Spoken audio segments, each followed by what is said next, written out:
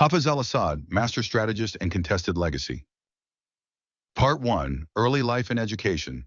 Hafez al-Assad's journey from a small mountain village to the presidency of Syria is a story of resilience, ambition, and a profound understanding of the political forces that shaped the 20th century Middle East. Born on October 6, 1930, in the remote town of Qardaha, located in what was then the Alawite state under the French Mandate for Syria and Lebanon, Hafez came from humble beginnings. Qardaha, a modest settlement nestled within the rugged mountains of northwestern Syria, was part of a marginalized region inhabited predominantly by the Alawite community, a Shia Muslim sect that had historically faced economic and social discrimination in the Sunni-majority nation. Hafez was the ninth child of Ali Sulaiman al-Assad and Naisa Shalish. Ali Sulaiman, a pragmatic and resourceful man, had risen to prominence within his local community despite the poverty that marked his early life. Originally known as Ali Sulaiman al-Wahish, the wild beast, a nickname earned by his father Sulaiman al-Wahish for his physical strength and tenacity, Ali later adopted the surname Assad, meaning the lion, to emphasize the family's strength and dignity. This name would become synonymous with the dominance and control exerted by the Assad dynasty over Syria for decades. The Assad family belonged to the Qalbiya tribe, one of several Alawite clans that had maintained a stronghold in the mountainous region for centuries. Despite their deep cultural roots, the Alawites were historically marginalized by the dominant Sunni majority. Their isolation and relative poverty created a sense of solidarity and resilience within the community, traits that would define Hafez's character and political approach in later years. Ali Sulaiman, though initially critical of French rule, eventually collaborated with the colonial administration, securing an official post that provided his family with a modest but stable livelihood. This cooperation with the French, while pragmatic, contributed to the mistrust many Sunni Syrians harbored toward the Alawite community. Hafez's early life in Qardaha was marked by hardship and modesty. Growing up in a household of 11 children, he was the fourth son of Ali's second marriage to Naisa Shalish.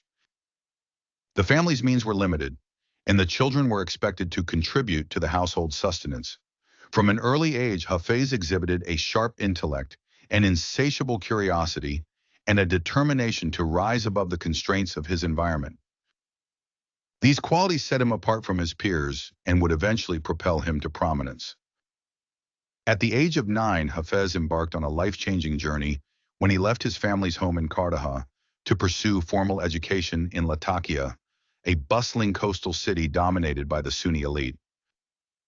For Hafez, this transition was both an opportunity and a challenge.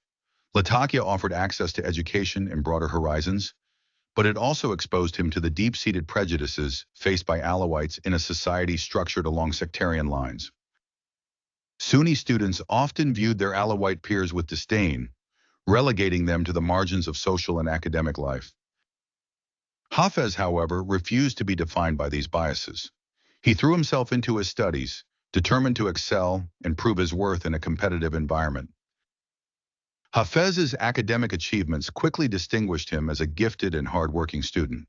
Despite the odds stacked against him, he consistently outperformed his classmates, earning recognition and awards for his scholastic excellence. This success not only bolstered his self-confidence, but also began to attract the attention of his teachers and peers. By the age of 14, Hafez had become one of the top students in his school, a remarkable feat given the economic and social challenges he faced. Living in Latakia also exposed Hafez to the political currents sweeping through Syria and the broader Arab world in the aftermath of World War II. The collapse of colonial empires and the rise of nationalist movements inspired a generation of young Arabs to envision a future free from foreign domination.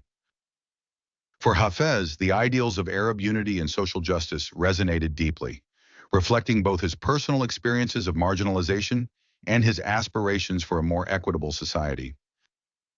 During his teenage years, Hafez began exploring political ideologies that sought to address the inequalities and divisions within Syrian society. Among the various movements active at the time, The Arab Ba'ath Party captured his imagination. Founded in the early 1940s by Michel Aflaq and Salah al-Din al-Bitar, the Ba'ath Party promoted a vision of pan-Arab unity, socialism, and anti-imperialism. Its secular and inclusive ideology appealed to Hafez, who saw in the party a platform for challenging the entrenched sectarian and class hierarchies that had long excluded communities like his own.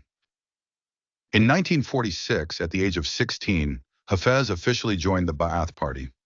This marked the beginning of a lifelong association with the movement that would come to define his political career. As a member of the Ba'ath Party, Hafez quickly demonstrated his organizational skills and his ability to inspire others. He established student cells in Latakia, mobilizing young people from poor and marginalized backgrounds to embrace the party's ideals. His efforts extended beyond the Alawite community, earning him the respect and support of Sunni, Christian, and Druze youth who shared his vision of a united and progressive Syria. Hafez's involvement in the Ba'ath Party coincided with a period of intense political activism in Syria. The country, newly independent from French colonial rule, was grappling with the challenges of nation-building and the competing demands of its diverse population.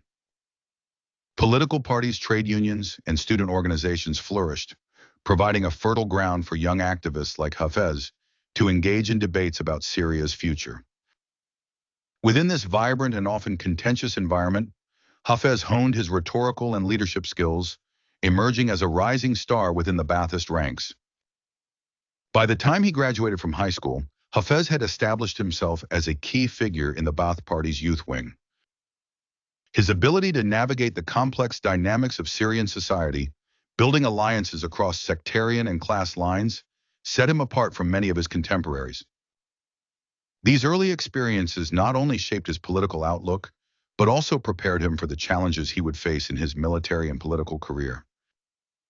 Hafez's decision to pursue a career in the military was driven by both practical considerations and ideological aspirations. While he initially aspired to become a doctor, his family's financial constraints made this dream unattainable. Instead, he saw the military as a pathway to social mobility and a means of contributing to the realization of the Ba'ath Party's vision for Syria. In 1950, at the age of 20, Hafez enrolled in the prestigious Homs Military Academy, setting the stage for his rise to power and his transformation into one of the most formidable leaders in the Arab world. Part 2. Military Training and Early Political Involvement. Hafez al-Assad's enrollment in the Homs Military Academy in 1950 marked the beginning of a transformative period in his life, both personally and professionally. The academy, renowned for producing some of Syria's most capable officers, offered Hafez an opportunity to distinguish himself and rise above the socio-economic limitations that had defined his early years. For the young man from Qardaha, the military represented not just a career, but a means to achieve social mobility and political influence, aligning with his ideological commitment to the Ba'ath Party and its vision of a united, progressive Arab world. The Homs Military Academy, located in Syria's third-largest city, was a crucible of modern military training, combining rigorous physical conditioning with advanced theoretical education. Hafez quickly excelled in this demanding environment, demonstrating a natural aptitude for leadership and strategy. His dedication to his studies and his ability to form strategic alliances with fellow cadets and instructors set him apart from his peers. These relationships would later prove invaluable as he navigated the turbulent waters of Syrian politics. During his time at the academy, Hafez became increasingly involved in Ba'athist activities, solidifying his ideological alignment with the party's principles. The early 1950s were a period of significant political upheaval in Syria as competing factions vied for control in the wake of the country's independence from France in 1946. Hafez's commitment to the Ba'ath Party's vision of Arab unity and socialism resonated deeply with his experiences of marginalization and his aspirations for national progress.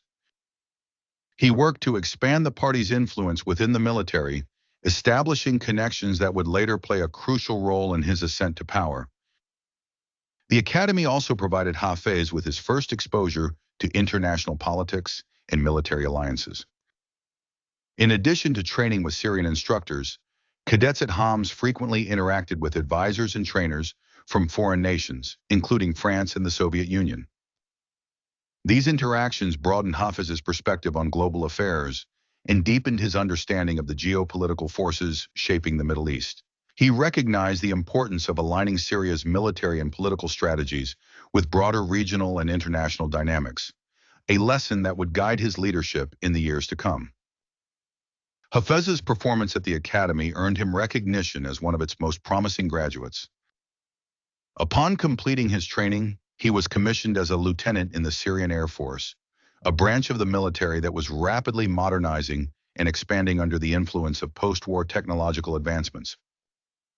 Hafez's decision to join the Air Force reflected his ambition to master cutting-edge military technology and position himself within a branch of the armed forces that was increasingly central to Syria's defense strategy.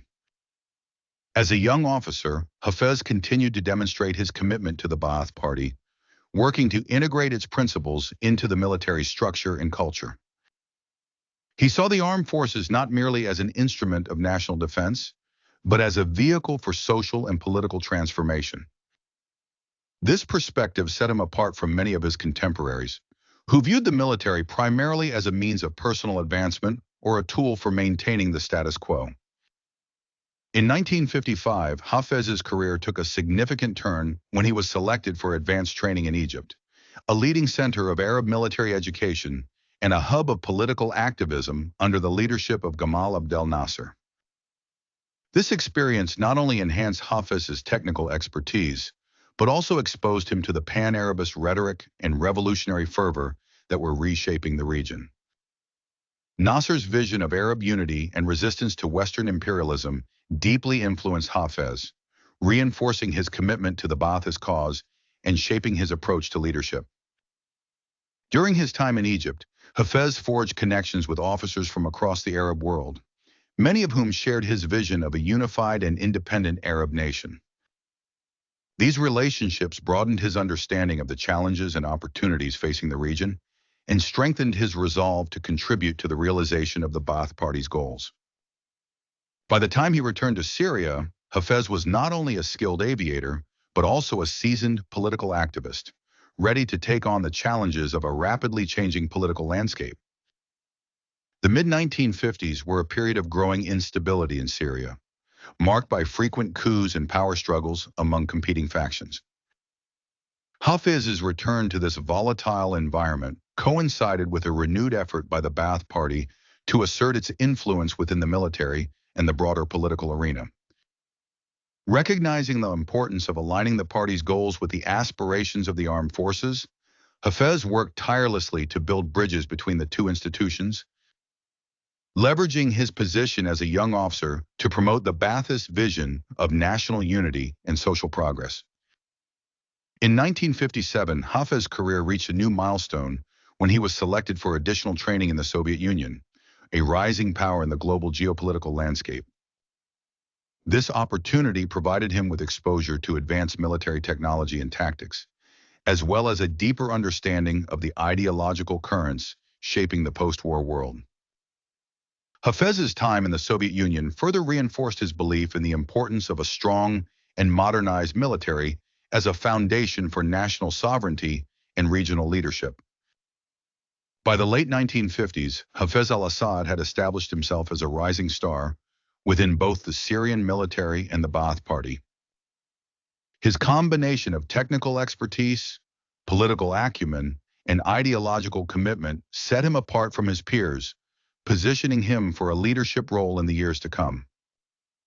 As Syria entered a new phase of its tumultuous history, Hafez was poised to play a central role in shaping the nation's future, leveraging his unique blend of skills and experiences to navigate the complex interplay of domestic and regional politics.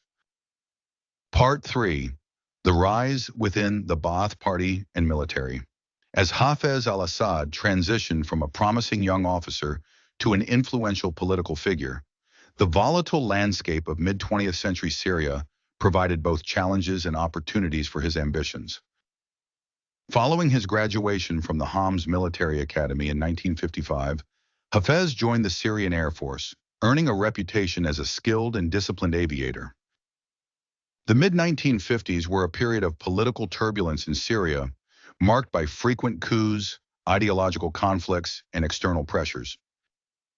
For Hafez, this era became a proving ground where he would begin to establish himself as a key player in the nation's unfolding political drama. The early days in the Air Force. Upon commissioning as a lieutenant, Hafez al-Assad was assigned to the Mezze Air Base near Damascus. Here he honed his skills as a pilot and quickly impressed his superiors with his dedication and technical expertise. His aptitude did not go unnoticed. In 1957, he was selected for advanced training in the Soviet Union, where he learned to operate the MiG-17 fighter jet. This exposure to Soviet military doctrine and technology would prove invaluable in shaping his strategic thinking. During his time in the Soviet Union, Hafez experienced firsthand the ideological underpinnings of socialism and the geopolitical significance of the Cold War. He developed a deep appreciation for the importance of aligning Syria with powerful allies, a principle that would guide his foreign policy in later years. While in the Soviet Union, Hafez's first child was born, but tragedy struck when the infant died during his absence. This personal loss, combined with the intense demands of his training, deepened his resolve and steeled his determination to succeed. Returning to Syria in 1958, Hafez al-Assad's career advanced as he was promoted to captain and later assumed command of an air squadron. His growing influence within the military coincided with the political realignments taking place in Syria. In February 1958, Syria entered into a political union with Egypt, forming the United Arab Republic (UAR) under Egyptian President Gamal Abdel Nasser. While this union was celebrated as a step toward Arab unity, it quickly revealed significant internal tensions. The United Arab Republic and disillusionment. The creation of the UAR was initially seen as a triumph for Arab nationalism, but it soon became a source of frustration for many Syrians, including Hafez. Nasser's centralized governance marginalized Syrian institutions and officers, causing resentment among the military and political elite. The dissolution of Syrian political parties, including the Ba'ath Party, further alienated figures like Hafez, who had invested in its ideology. Although Hafez continued to serve in the military under the UAR, he grew increasingly disillusioned with Nasser's leadership. By 1961, the strain of Syrian subordination within the Union culminated in a coup that ended the UAR and re-established Syrian sovereignty. Hafez, like many of his contemporaries, saw this as an opportunity to restore Syrian identity and reassert the values of the Ba'ath Party. Formation of the Military Committee. The Ba'ath Party's return to prominence was spearheaded by a group of young, ambitious officers who sought to align the military with the party's goals. In 1963, Hafez al-Assad became a founding member of the Ba'ath Party's Military Committee, alongside figures like Salah Jadid and Muhammad Umran. This clandestine group aimed to consolidate Ba'athist influence within the armed forces and use the military as a vehicle for political change. The Military Committee's strategy was both pragmatic and ideological. Recognizing the fragmented nature of Syrian politics, the committee sought to build alliances with other nationalist factions while maintaining the Ba'ath Party's core principles of Arab unity, socialism, and anti-imperialism. Hafez's role within the committee was instrumental. His organizational skills and ability to navigate complex political dynamics made him a valuable asset. The 1963 coup d'etat. On March 8, 1963, the Military Committee orchestrated a coup that brought the Ba'ath Party to power in Syria. Hafez played a critical role in the operation, leading a unit that captured the Dumair Air Base northeast of Damascus. Although the coup faced resistance, it ultimately succeeded in toppling the existing government and establishing a Ba'athist regime. Following the coup, Hafez was rewarded with a significant promotion, becoming commander of the Syrian Air Force. This position not only enhanced his influence within the military, but also provided him with a platform to implement Ba'athist policies. As commander, Hafez prioritized the modernization of the Air Force and cultivated a loyal cadre of officers who shared his vision. Consolidating power within the party. Despite the success of the 1963 coup, divisions within the Ba'ath Party soon emerged. Ideological differences and personal rivalries created factions that vied for control. Hafez aligned himself with Salah Jadid, who advocated for a more radical socialist agenda. Together, they worked to marginalize the party's traditional leadership, including Mikhail Aflaq and Salah al-Din al-Bitar. Hafez's ability to navigate these internal conflicts was a testament to his political acumen. He recognized the importance of building a broad coalition while simultaneously consolidating his own power base. By 1965, he had become a key figure within the Ba'ath Party's regional command, positioning himself as a potential leader in the ongoing power struggle. The seeds of ambition. Hafez al-Assad's rise within the Ba'ath Party and the military was marked by a combination of strategic alliances, ideological commitment, and a keen understanding of the dynamics of power. By the mid-1960s, he had established himself as a force to be reckoned with, both within Syria and on the broader stage of Arab politics. However, his ambitions extended far beyond his current position. The challenges and conflicts that lay ahead would test his resolve and ultimately shape the trajectory of his leadership. In the years following the 1963 coup, Hafez would face numerous trials as he navigated the turbulent waters of Syrian politics. These experiences would not only refine his leadership style, but also prepare him for the eventual consolidation of power that would define his legacy as one of the most influential figures in modern Middle Eastern history. Part 4. The Consolidation of Power and the 1966 Coup. By the mid-1960s, Hafez al-Assad's growing prominence within the Ba'ath Party and the Syrian military positioned him as a central figure in the volatile political landscape of Syria. The years following the 1963 coup were marked by internal struggles within the Ba'ath Party, ideological schisms, and competing factions. Hafez, who had aligned himself with the radical socialist faction led by Salah Jadid, navigated these challenges with strategic precision, setting the stage for his ascent to greater power. Growing divisions within the Ba'ath Party. The success of the 1963 coup had brought the Ba'ath Party to power, but it also exposed deep ideological divides within the movement. On one side were the traditionalists, led by Mikhail Aflaq and Salah al-Din al-Bitar, who emphasized Arab nationalism and sought to balance socialism with pragmatism. On the other side were the radicals, represented by Salah Jadid and his allies, who pushed for a more aggressive socialist agenda and sought to consolidate Ba'athist control over all aspects of Syrian society. Hafez al-Assad's alliance with the radical faction was both ideological and pragmatic. While he shared their commitment to socialism and Arab unity, he also recognized that aligning with Jadid would provide him with opportunities to expand his influence within the party and the military. This alliance became increasingly important as tensions between the factions escalated, leading to a power struggle that would define the direction of the Ba'athist government. The role of the military in politics. As Minister of Defense, Hafez wielded significant influence over the Syrian military, which had become a key player in the country's political dynamics. Recognizing the importance of a loyal and ideologically aligned military, Hafez worked to Ba'athify the armed forces, appointing officers who shared his vision and removing those who were deemed unreliable or opposed to the party's goals. This effort to create an ideological army not only strengthened his position within the military, but also ensured that the armed forces would be a reliable tool in his political maneuvers. Hafez's role in the military extended beyond administration. He frequently visited military bases, engaging directly with soldiers and officers to reinforce their commitment to the Ba'athist cause.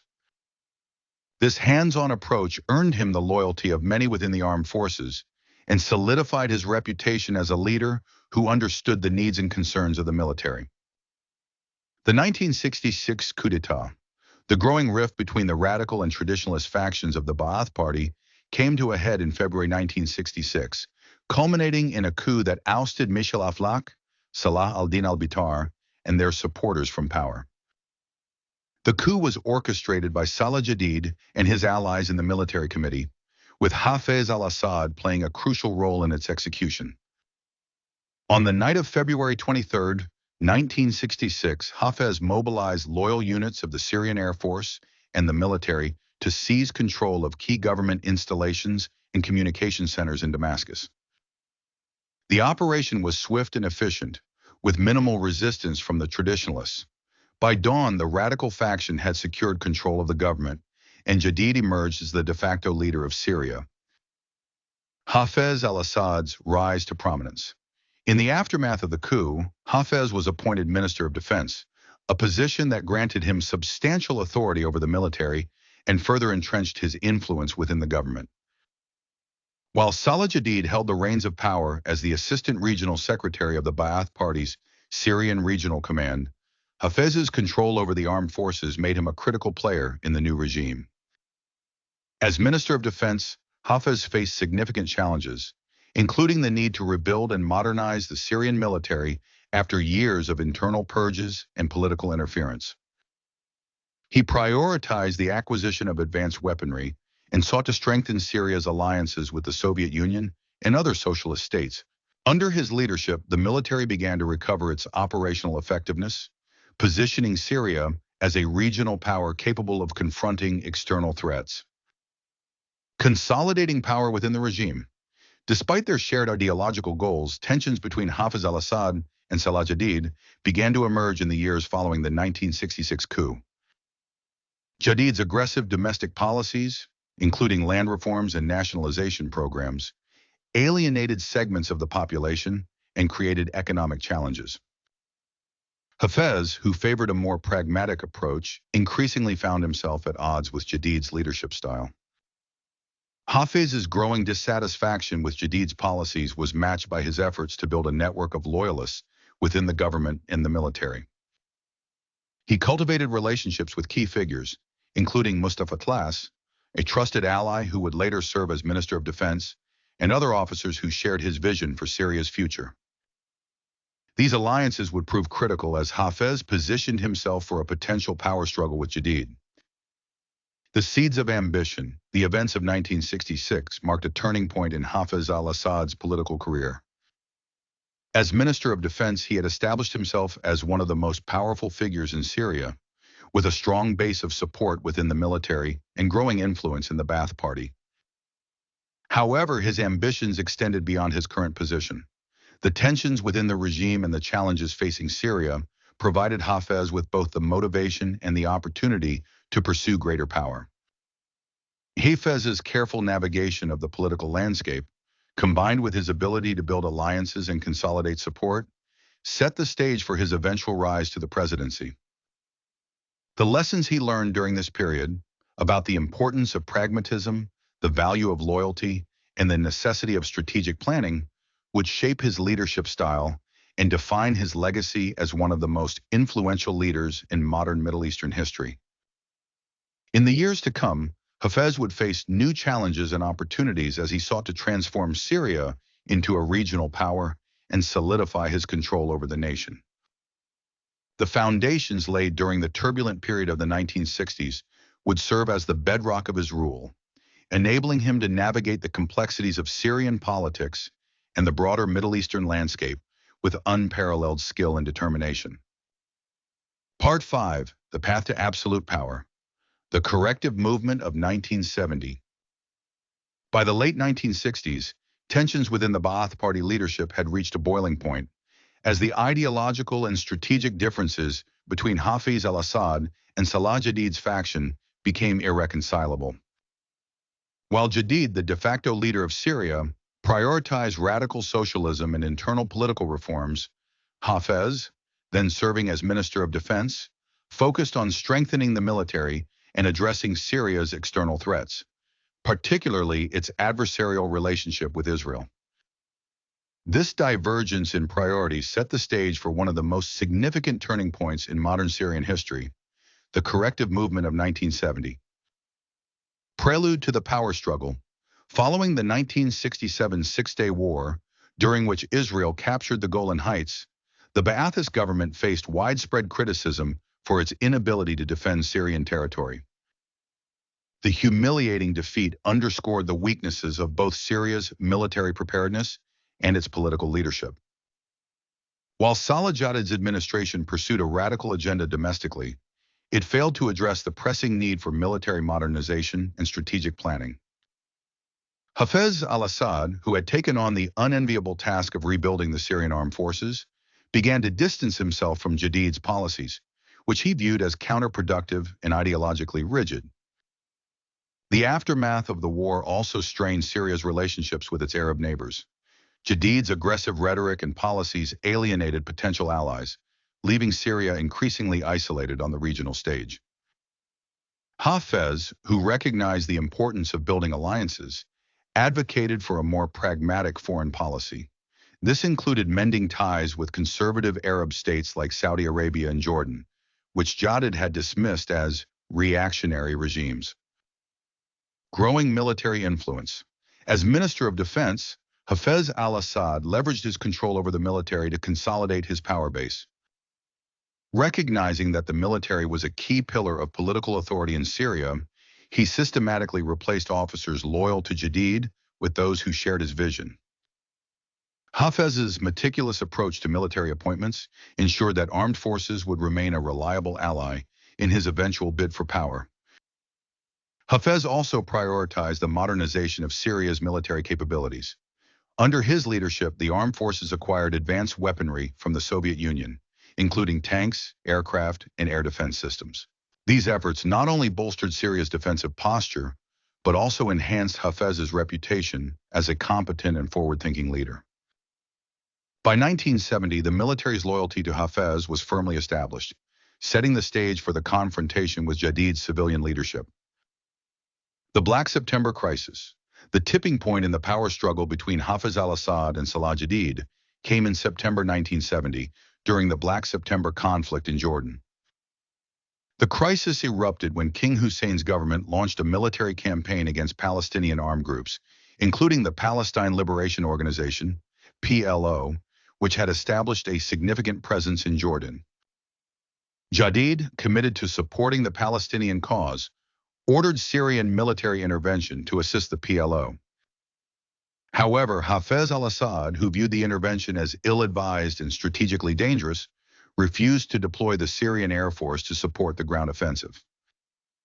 Hafez's decision to withhold air support effectively doomed the intervention, leading to its failure and further eroding Jadid's credibility. The incident highlighted the deep divisions within the Ba'athist leadership and underscored Hafez's growing autonomy. For many within the military and political establishment, Hafez's pragmatic approach to the crisis reinforced his image as a more capable and rational leader than Jadid. The Emergency National Congress. In the aftermath of the Black September debacle, tensions between Hafez al-Assad and Salah Jadid reached a breaking point.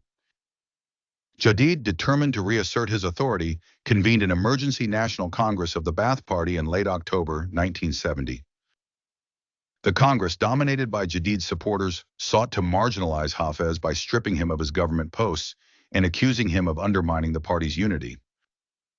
Hafez, however, had anticipated this move and took decisive action.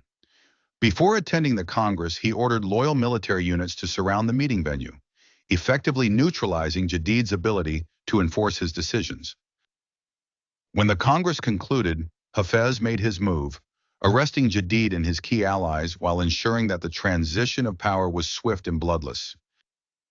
The Corrective Movement. On November 13, 1970, Hafez al-Assad launched what became known as the Corrective Movement, a political and military coup that ousted Salah Jadid and his faction from power. The coup marked the end of the radical socialist experiment that had defined the Ba'athist regime since 1966 and ushered in a new era of pragmatic leadership under Hafez. The Corrective Movement was characterized by its emphasis on stability, modernization, and reconciliation. Hafez moved quickly to consolidate his authority, appointing loyalists to key positions within the government, military, and Ba'ath Party. He also sought to rebuild Syria's fractured relationships with its neighbors, adopting a more moderate and strategic foreign policy. Early reforms and policy shifts. In the immediate aftermath of the Corrective Movement, Hafez al-Assad implemented a series of reforms aimed at addressing the shortcomings of the previous regime. These included measures to strengthen the economy, improve public services, and enhance the efficiency of the government bureaucracy. Hafez also took steps to restore the Ba'ath Party's credibility, promoting a more inclusive approach that sought to bring marginalized groups into the political fold. One of Hafez's key priorities was the modernization of Syria's infrastructure and industrial base. With support from the Soviet Union and other allies, his government invested heavily in projects such as the construction of dams, power plants, and transportation networks. These initiatives not only boosted economic growth, but also reinforced Hafez's image as a leader committed to national development. The path to absolute power. The Corrective Movement of 1970 was a watershed moment in Syrian history, marking the beginning of Hafez al-Assad's three-decade-long rule. By consolidating his authority and charting a new course for Syria, Hafez established a regime that would endure through both domestic challenges and regional conflicts. His rise to absolute power was a testament to his strategic acumen, political pragmatism, and ability to navigate the complexities of Syrian society. As Hafez al-Assad settled into his role as Syria's undisputed leader, he faced the daunting task of transforming his vision for the nation into reality. The years ahead would test his leadership and shape his legacy, as he sought to balance the demands of governance, the aspirations of the Syrian people, and the pressures of an ever-changing regional landscape. Part 6. The Cult of Personality and Restructuring the State. With the success of the Corrective Movement in 1970, Hafez al-Assad consolidated his power and set about reshaping Syria's political and societal structure to ensure the longevity of his rule. Central to this transformation was the creation of a state apparatus that revolved around his leadership, supported by a carefully cultivated cult of personality and a tightly controlled political system. The creation of a cult of personality. Hafez al-Assad understood the importance of personal authority in maintaining his grip on power. Early in his presidency, he and the Ba'ath Party began constructing a cult of personality that elevated him to near mythical status. State propaganda portrayed Assad as the father of the nation, a wise and benevolent leader dedicated to the welfare of his people. Assad's image was omnipresent across Syria. His portrait adorned public buildings, schools, and military installations, while statues and monuments celebrating his leadership were erected in cities and towns throughout the country. State-controlled media amplified his achievements, presenting him as a hero of Arab nationalism and a defender of Palestinian rights against Israeli aggression. The education system played a significant role in perpetuating the cult of personality. Textbooks glorified Assad's leadership and portrayed him as a visionary who had rescued Syria from instability and foreign domination. Children were taught loyalty to the president from an early age, with patriotic songs and slogans reinforcing the narrative of Assad as the nation's savior. Restructuring the political system. Assad's consolidation of power extended to Syria's political institutions, which he restructured to centralize authority in the presidency. Although the Ba'ath Party remained the ruling political organization, Assad diminished its collective decision-making power, ensuring that key decisions were made by him personally or by a small circle of trusted advisors. The regional command of the Ba'ath Party, once a powerful body, became increasingly symbolic under Assad's leadership. By placing loyalists in key positions and sidelining potential rivals, he transformed the party into an instrument of his rule. Membership in the Ba'ath Party became a pathway to career advancement, with party loyalty often outweighing merit in determining appointments. Assad also established the National Progressive Front, NPF, a coalition of pro-regime political parties that provided a veneer of pluralism while ensuring the Ba'ath Party's dominance. The NPF allowed Assad to co-opt opposition groups and present the illusion of political inclusion, while real power remained firmly concentrated in his hands. Strengthening the security apparatus. To maintain control over the state and suppress dissent, Assad expanded Syria's security and intelligence apparatus. Multiple intelligence agencies were established, each tasked with monitoring different aspects of society and reporting directly to the president.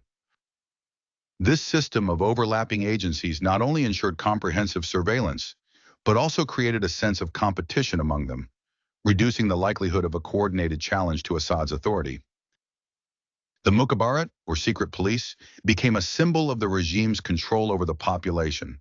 These agencies operated with near total impunity, monitoring political activity, suppressing dissent, and neutralizing perceived threats to the regime. Fear of surveillance became pervasive, and many Syrians avoided discussing politics in public or even among friends and family. The military was another pillar of Assad's regime. Recognizing the potential threat posed by the armed forces, he ensured that key positions were held by loyal officers, many of whom were Alawites like Assad. This sectarian favoritism reinforced regime stability, but also deepened divisions within Syrian society. Economic policies and patronage. Assad's approach to economic policy was pragmatic, blending socialist principles with limited market-oriented reforms. While the state retained control over key industries and resources, private enterprise was permitted in certain sectors, particularly agriculture and small businesses. This hybrid model allowed the regime to maintain a degree of control over the economy while fostering economic growth. Patronage networks became a cornerstone of Assad's governance. Economic opportunities were often distributed based on loyalty to the regime, creating a class of elites who were financially dependent on the state. These elites, in turn, reinforced Assad's rule by ensuring the loyalty of their own networks. While these policies helped stabilize the economy, they also led to widespread corruption and inefficiency. The reliance on patronage created disparities in wealth and opportunity, contributing to growing resentment among marginalized groups. Nevertheless, Assad's ability to balance economic pragmatism with political control ensured the regime's survival. Managing sectarian tensions. Syria's diverse population posed a significant challenge to Assad's efforts to consolidate power. As a member of the Alawite minority, Assad faced deep-seated mistrust from the Sunni majority and other religious and ethnic groups. To address this, he pursued policies aimed at balancing sectarian interests while reinforcing the regime's dominance.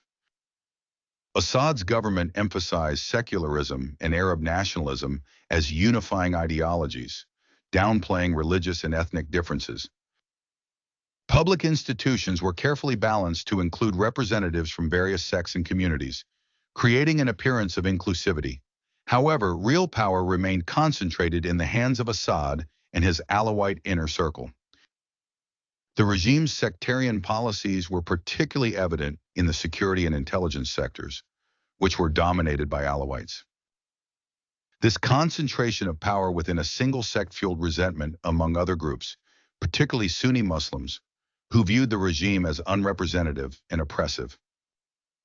Cultivating a legacy. From the outset of his presidency, Hafez al-Assad was deeply conscious of the need to secure his legacy. He sought to position himself not only as a leader of Syria, but also as a central figure in the broader Arab world. His support for the Palestinian cause, opposition to Israel, and advocacy for Arab unity were key elements of this strategy. Assad's efforts to cultivate a legacy extended to his family. He began grooming his eldest son, Basil, as his successor, promoting him within the military and presenting him as a capable and charismatic leader. Basil's sudden death in a car accident in 1994 was a significant blow to Assad's plans, forcing him to turn to his younger son, Bashar, as the heir apparent. The foundation for longevity. By the early 1980s, Hafez al-Assad had transformed Syria into a tightly controlled state centered on his leadership. His ability to balance repression with pragmatism, loyalty with fear, and sectarianism with nationalism ensured the regime's stability. While his policies created significant challenges, including corruption, economic inequality, and social divisions, they also established the foundations for his long rule. The cult of personality, centralized political system, and robust security apparatus that Hafez al-Assad built would define Syrian governance for decades. As he moved into the next phase of his presidency, Assad faced new challenges and opportunities, both domestically and on the international stage, that would test the resilience of the regime he had so carefully constructed. Part 7. Navigating Regional Conflicts and the Lebanese Civil War. By the late 1970s, Hafez al-Assad had firmly consolidated his authority within Syria and positioned himself as a central figure in Middle Eastern politics. However, the region's complexities and the ongoing tensions with neighboring states demanded his constant attention.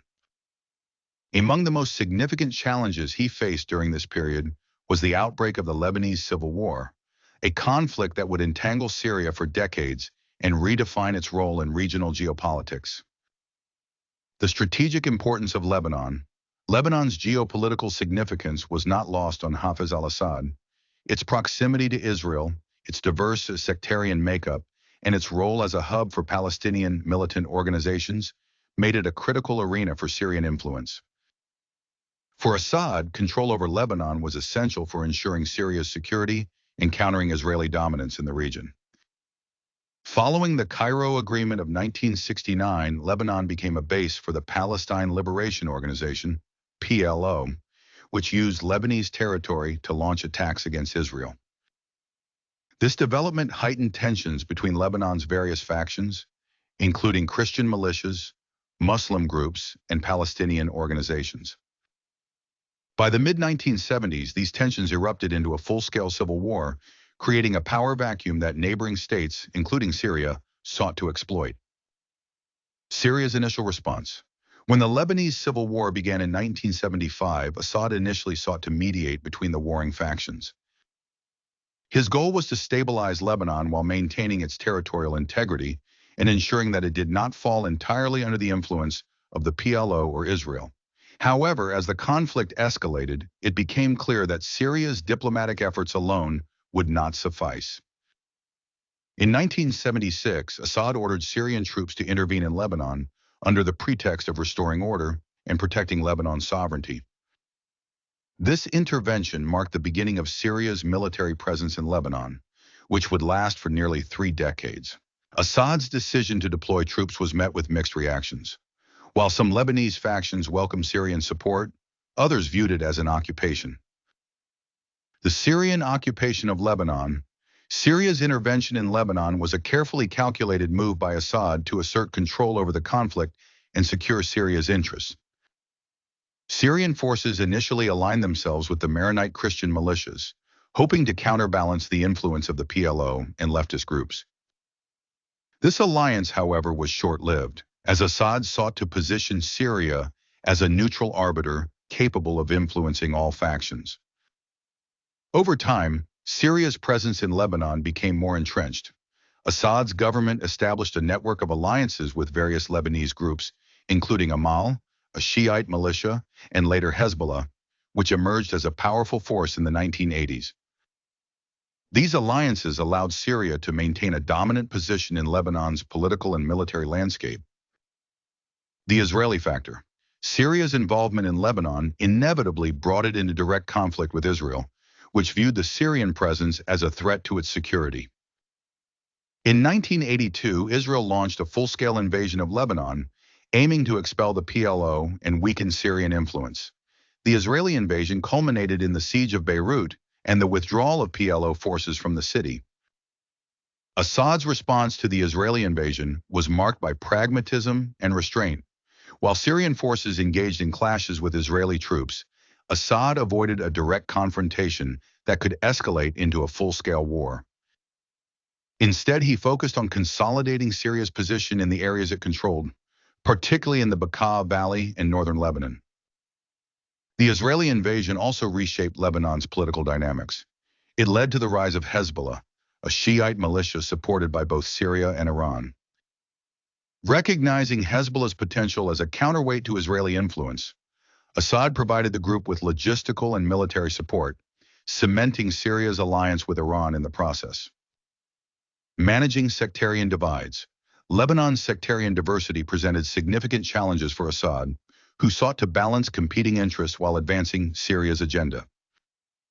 His strategy involved cultivating alliances with various factions, including Sunni, Shiite, and Christian groups, to ensure that no single faction dominated the political landscape. This approach required careful navigation of Lebanon's intricate web of sectarian and political loyalties. While Assad's alliances helped stabilize parts of Lebanon under Syrian influence, they also deepened the country's divisions and prolonged the conflict. Nevertheless, Assad's ability to maintain a delicate balance among Lebanon's factions underscored his skill as a strategist and his determination to assert Syria's role as a regional power. The Taif Agreement. By the late 1980s, the Lebanese civil war had reached a stalemate, with no faction able to achieve a decisive victory. Recognizing the need for a political solution, Assad played a key role in brokering the Taif Agreement of 1989, which sought to end the conflict and restructure Lebanon's political system.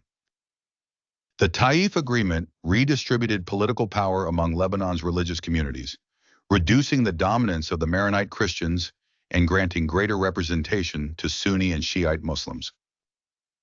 The agreement also formalized Syria's role as a guarantor of Lebanon's stability, effectively legitimizing its military presence in the country. For Assad, the Taif Agreement was a diplomatic triumph that solidified Syria's influence in Lebanon, while presenting him as a peacemaker on the international stage. However, the agreement did little to resolve Lebanon's deep-seated divisions, and Syria's continued presence in the country remained a source of tension.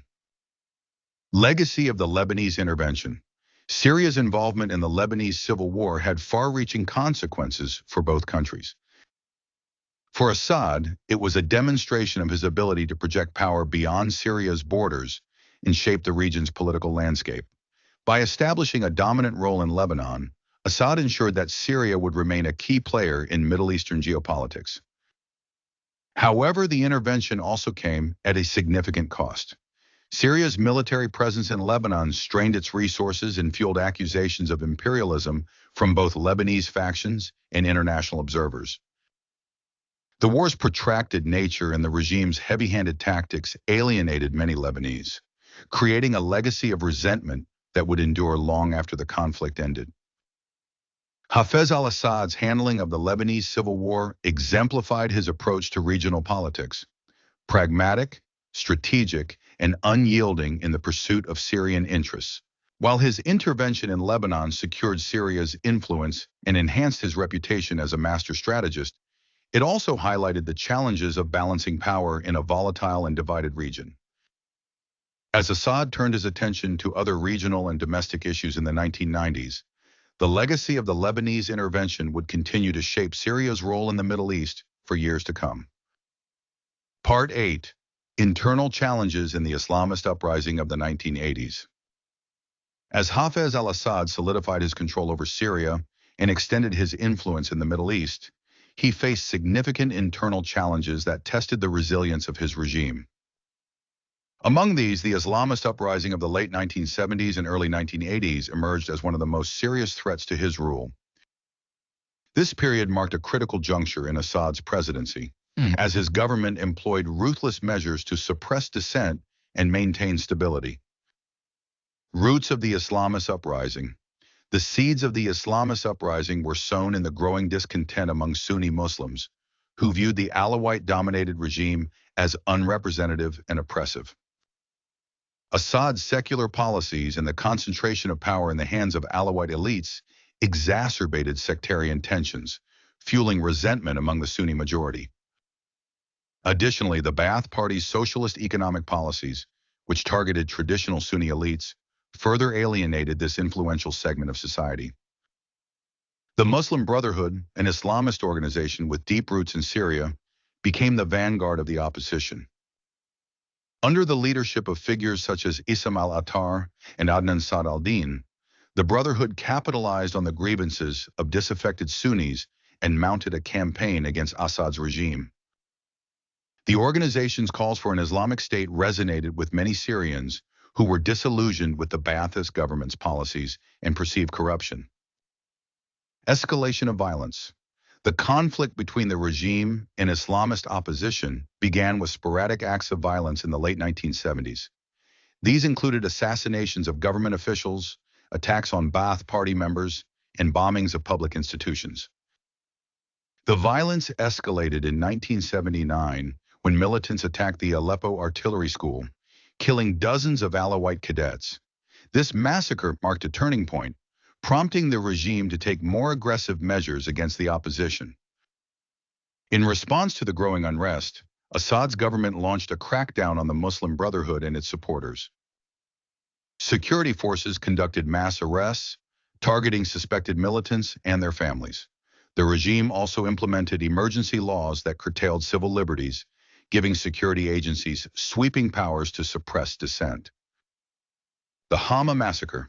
The uprising reached its climax in 1982, when militants staged a large-scale rebellion in the city of Hama. The insurgents, led by the Muslim Brotherhood, seized control of the city and declared it a liberated zone. In response, Assad ordered a massive military operation to retake Hama and crush the rebellion. The government's assault on Hama was marked by its brutality and scale. Syrian forces, led by Hafez al-Assad's defense companies, used heavy artillery, tanks, and airstrikes to bombard the city. After weeks of intense fighting, the military regained control, leaving much of Hama in ruins. Estimates of the death toll vary widely, with some sources suggesting that as many as 20,000 people were killed, including civilians. The Hama massacre sent a clear message to Assad's opponents. The regime would tolerate no challenge to its authority.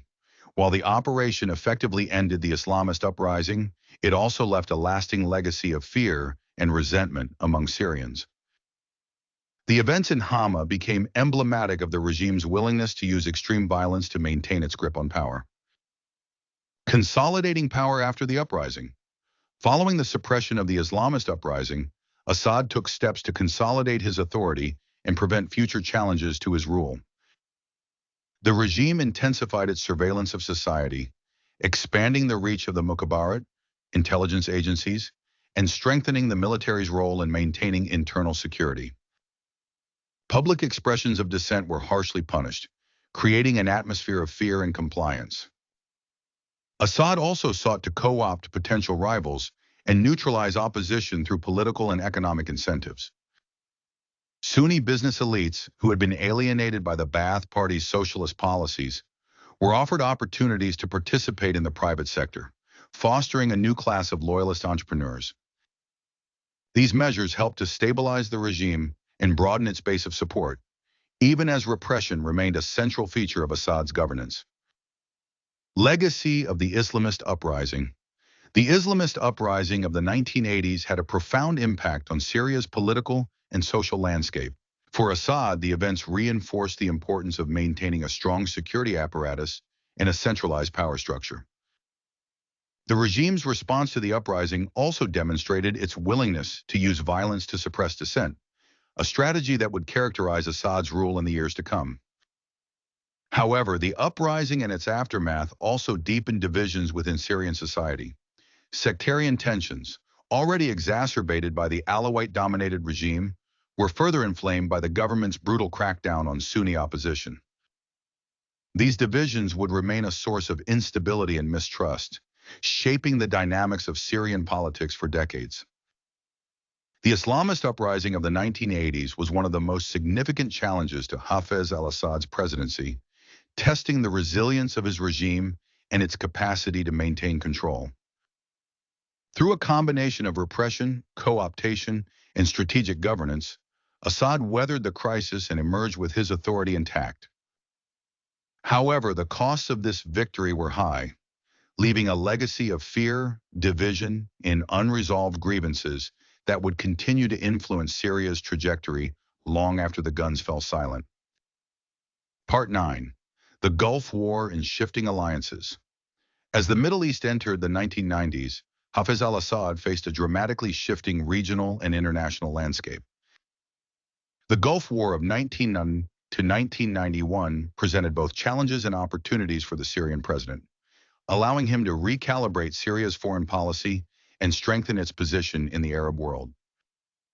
Assad's deft maneuvering during this period exemplified his pragmatic approach to diplomacy and his ability to adapt to changing circumstances. The prelude to the Gulf War, the invasion of Kuwait by Saddam Hussein's Iraq on August 2, 1990, sent shockwaves across the Arab world and beyond. For Hafez al-Assad, the crisis presented a dual opportunity: to counter the influence of his longtime rival Saddam and to realign Syria's relationships with Western and Gulf states. Assad viewed Iraq's aggression as a destabilizing force in the region and a direct threat to Syria's interests. Moreover, he saw in Saddam's actions an opportunity to reassert Syria's role as a key player in Arab politics. Syria and Iraq had long been rivals, despite their shared Ba'athist ideologies. Assad's government, representing the Syrian branch of the Ba'ath Party, had often clashed with Saddam's regime in Iraq, leading to mutual suspicion and hostility.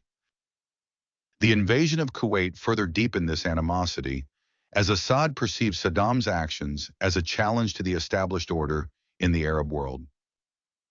Aligning with the coalition, in a surprising move, Assad aligned Syria with the United States-led coalition against Iraq, marking a significant shift in Syria's foreign policy. By joining the coalition, Assad aimed to achieve several objectives. Undermining Saddam Hussein. Assad's primary goal was to weaken Saddam's regime and diminish Iraq's influence in the region. By opposing Iraq, Syria positioned itself as a counterweight to Saddam's ambitions. Improving relations with the West. Syria's participation in the coalition allowed Assad to mend ties with Western powers, particularly the United States. This alignment brought Syria much-needed economic aid and diplomatic recognition, bolstering its international standing. Strengthening Arab alliances. By joining the coalition, Syria aligned itself with Gulf states such as Saudi Arabia and Kuwait, which provided financial support in exchange for Syria's cooperation. Assad's decision to support the coalition was not without risks. It alienated certain segments of Syrian society, particularly those who viewed Western intervention in the Arab world with suspicion. However, Assad's ability to frame his participation as a defense of Arab sovereignty helped mitigate domestic opposition. Syrian troops in the Gulf War. Syria contributed approximately 20,000 troops to the coalition forces, making it one of the largest Arab contingents in the conflict. Syrian soldiers participated in operations to liberate Kuwait, working alongside troops from the United States, Saudi Arabia, and other coalition partners. This collaboration marked a rare instance of Syrian forces operating under a U.S.-led command, highlighting the extent of Assad's pragmatic approach to the crisis. The deployment of Syrian troops served both symbolic and strategic purposes. On the one hand, it demonstrated Syria's commitment to the coalition's objectives, enhancing Assad's credibility as a regional leader. On the other hand, it allowed Syria to gain valuable military experience and strengthen its armed forces. Diplomatic gains and regional influence. Syria's participation in the Gulf War yielded significant diplomatic benefits for Assad. In the aftermath of the conflict, Syria's relationships with Gulf states and Western powers improved markedly. Saudi Arabia and Kuwait provided substantial financial assistance to Syria, helping to stabilize its struggling economy. Western countries, including the United States, engaged in dialogue with Assad's government, recognizing Syria's role as a stabilizing force in the region. The Gulf War also allowed Assad to position Syria as a key player in subsequent peace efforts. In 1991, Syria participated in the Madrid Conference, a U.S.-sponsored initiative aimed at resolving the Israeli-Palestinian conflict and broader Arab-Israeli tensions. Assad used this platform to reaffirm Syria's demand for the return of the Golan Heights, which had been occupied by Israel since the Six-Day War of 1967. Domestic impact of the Gulf War. While the Gulf War enhanced Syria's regional and international standing, it also had domestic repercussions. The financial aid from Gulf states provided a temporary boost to Syria's economy, but it did little to address the underlying issues of corruption, inefficiency, and inequality. Assad's regime continued to rely on a combination of patronage and repression to maintain control, further entrenching the authoritarian system he had built. The war also highlighted the complexities of Syria's foreign policy, which sought to balance alliances with rival powers. While Assad's decision to join the coalition against Iraq was pragmatic, it underscored the challenges of navigating a region marked by shifting alliances and competing interests. Legacy of the Gulf War.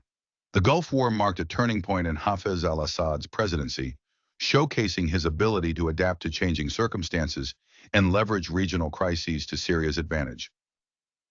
By aligning with the coalition, Assad not only weakened a regional rival, but also secured economic and diplomatic benefits that bolstered his regime. However, the war also underscored the limitations of Assad's approach. While he succeeded in enhancing Syria's international standing, the underlying challenges facing the country, economic stagnation, political repression, and sectarian tensions, remained unresolved. These issues would continue to shape Syria's trajectory in the years to come, leaving a complex legacy for Assad and his regime. Hafez al-Assad's handling of the Gulf War exemplified his pragmatic and strategic approach to leadership. By navigating the complexities of the conflict and aligning Syria with the coalition, Assad secured significant gains for his country while reinforcing his position as a master tactician in Middle Eastern politics.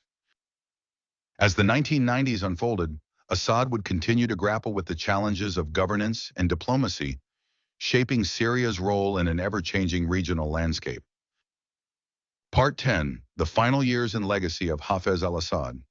As the 1990s drew to a close, Hafez al-Assad entered the final chapter of his long presidency. While he maintained a firm grip on power, his health began to decline, and concerns about the future of Syria's leadership loomed large. Despite these challenges, Assad remained focused on securing his legacy and preparing for the eventual transition of power.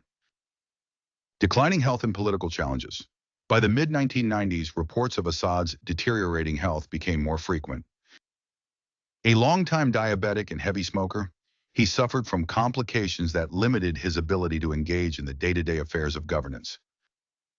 Despite this, Assad continued to project an image of strength and stability, often appearing in public and conducting high-profile meetings with foreign leaders. Behind the scenes, however, the reality was more complex. Assad's diminishing physical stamina meant that more responsibilities were delegated to trusted officials, including his daughter Bushra and key figures in the Alawite-dominated security apparatus. This concentration of power within a close-knit circle of loyalists further entrenched the authoritarian nature of the regime. The question of succession became increasingly urgent as Assad's health declined. His original choice, his eldest son Basil, had been groomed for leadership but died in a car accident in 1994. This unexpected tragedy forced Assad to turn to his younger son Bashar, who was then studying medicine in London. Bashar's sudden shift from medical student to political heir was met with skepticism both within Syria and abroad, but Assad's determination to ensure a smooth transition left little room for dissent. Preparing for succession. In the years following Basil's death, Bashar was rapidly integrated into the Syrian political and military establishment. Assad appointed him to key positions, including overseeing the military's modernization efforts and managing Syria's presence in Lebanon. These roles allowed Bashar to build a power base and gain the experience needed to assume the presidency. Assad also took steps to neutralize potential opposition to Bashar's succession. Several high-ranking officials who were perceived as threats were removed from their positions, while others were co-opted into supporting the younger Assad's rise. This process of consolidation ensured that the transition would proceed with minimal resistance, but it also deepened the regime's reliance on a narrow circle of elites. Diplomatic efforts and stalemates. In his final years, Assad continued to engage in regional diplomacy, with a particular focus on the Israeli-Palestinian conflict and the status of the Golan Heights. The 1991 Madrid conference had laid the groundwork for negotiations, but progress remained elusive. Assad's insistence on the full return of the Golan Heights as a precondition for peace, talks with Israel became a sticking point, and his unwillingness to compromise limited Syria's role in broader peace efforts. Despite these challenges, Assad's foreign policy successes in earlier decades allowed Syria to maintain its position as a key player in the Middle East. His alliances with Iran, Hezbollah, and Palestinian factions ensured that Syria remained influential in regional geopolitics, even as his regime faced increasing isolation from the West. Death and transition. On June 10, 2000, Hafez al-Assad died of a heart attack at the age of 69. His death marked the end of an era in Syrian politics as Assad had ruled the country for nearly 3 decades. In the days following his death, the Syrian government moved swiftly to implement the succession plan, amending the constitution to lower the minimum age requirement for the presidency from 40 to 34, allowing Bashar to assume power. The transition was carefully orchestrated to project unity and continuity. Bashar was unanimously elected as the leader of the Ba'ath Party and nominated as the sole candidate for the presidency. In a national referendum held later that year, he was officially confirmed as Syria's new president. Legacy of Hafez al-Assad. Hafez al-Assad's legacy is a complex and contested one. To his supporters, he was a visionary leader who brought stability to Syria, strengthened its position in the Arab world, and championed the cause of Palestinian liberation. His ability to navigate the tumultuous landscape of Middle Eastern politics earned him a reputation as a master strategist and a formidable statesman. However, critics of Assad's regime point to its authoritarian nature, pervasive corruption, and reliance on brutal repression to maintain control. The 1982 Hama massacre, in which thousands of civilians were killed during the suppression of an Islamist uprising, remains one of the darkest chapters of his rule. The regime's policies also deepened sectarian divisions, laying the groundwork for future conflicts. Economically, Assad's legacy is equally mixed. While his government achieved significant infrastructure development and expanded access to education and healthcare, it struggled to address systemic corruption and inefficiency. By the time of his death, Syria faced mounting economic challenges that would burden his successor. The Assad dynasty, Hafez al-Assad's establishment of a dynastic system in a nominally republican state, set a precedent that would have far-reaching implications for Syria. By ensuring Bashar's succession, Assad transformed the presidency into a hereditary position, solidifying the concentration of power within the Assad family. This move was met with criticism from both domestic and international observers, who viewed it as a betrayal of the principles of republican governance. The transition from Hafez to Bashar marked the beginning of a new phase in Syrian politics. While Bashar initially presented himself as a reformist, the authoritarian structures established by his father proved resistant to change. The legacy of Hafez al-Assad's rule continued to shape Syria's political and social landscape long after his death. Conclusion: Hafez al-Assad's impact on Syria and the broader Middle East is undeniable. His tenure as president was marked by a combination of strategic acumen, ruthless pragmatism, and an unwavering commitment to consolidating power. While his achievements earned him respect on the international stage, the authoritarian nature of his rule and its consequences for Syrian society remain subjects of intense debate. As the architect of modern Syria, Assad's influence can still be felt today. His policies, alliances, and governance style left an indelible mark on the country, shaping its trajectory for decades to come. The legacy of Hafez al-Assad is one of both triumph and tragedy, reflecting the complexities of his leadership and the challenges of his era.